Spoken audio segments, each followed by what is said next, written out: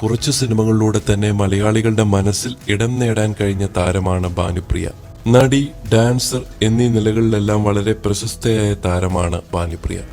തെന്നിന്ത്യൻ സിനിമാ ലോകത്തെ പ്രശസ്ത താരമായ ഭാനുപ്രിയ ജനനം കൊണ്ട് ആന്ധ്രാപ്രദേശുകാരിയാണെങ്കിലും പിന്നീട് അവരുടെ കുടുംബം ചെന്നൈയിലേക്ക് മാറി.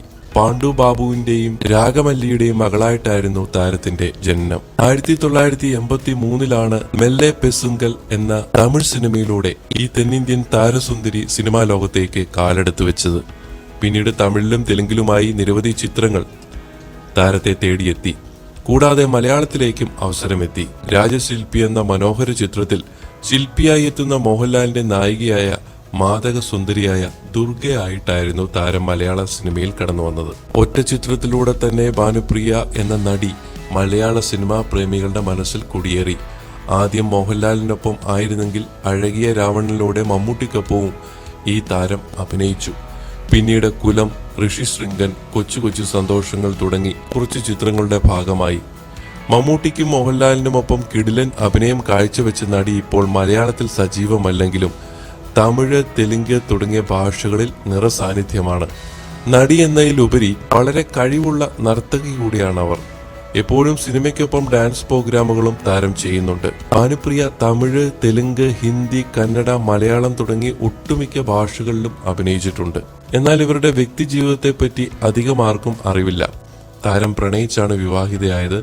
അമേരിക്കയിൽ ബിസിനസ് ചെയ്യുന്ന ആദർശ് കൗശലായിരുന്നു ഭാനുപ്രിയയുടെ ഭർത്താവ്. വീട്ടുകാരുടെ എതിർപ്പോടെയായിരുന്നു ഇവരുടെ പ്രണയ വിവാഹമെല്ലാം.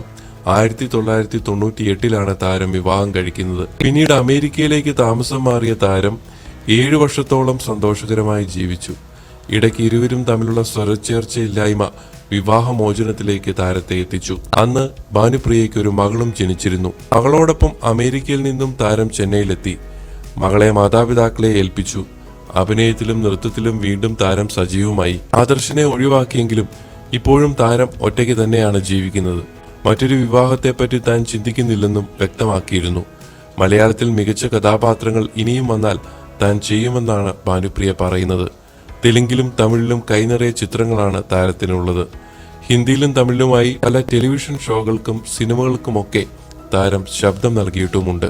ഈ വീഡിയോ നിങ്ങൾക്ക് ഇഷ്ടമായെങ്കിൽ വീഡിയോ ലൈക്ക് ചെയ്യാൻ മറക്കരുത്. അതുപോലെ തന്നെ ആദ്യമായിട്ട് കാണുന്നവരൊക്കെ ഈ ചാനൽ ഒന്ന് സബ്സ്ക്രൈബ് ചെയ്യുക. അതുപോലെ തൊട്ടടുത്തുള്ള ബെൽ ഐക്കണും അമർത്തുക. അടുത്ത വീഡിയോയിൽ കാണാം. നന്ദി, നമസ്കാരം.